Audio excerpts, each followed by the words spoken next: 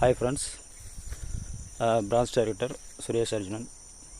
இப்போ பார்த்திங்கன்னா நெல்லுக்கு அடியில் வந்து கிரானுவல்ஸ் அக்ரி 82 கொடுத்துருந்தேன். அப்புறம் 3 நாள் கழித்து ஹியூமிக்கு நானோடெக் 2 முறை கொடுத்துருக்கோம். ரிசல்ட்டை பாருங்கள். காட்டுக்காரர் கூட தான் இருக்கார், அவர்கிட்டையும் கேளுங்க.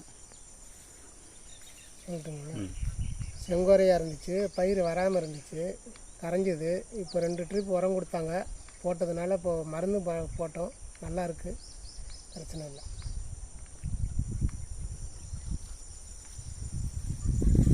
பாருங்க.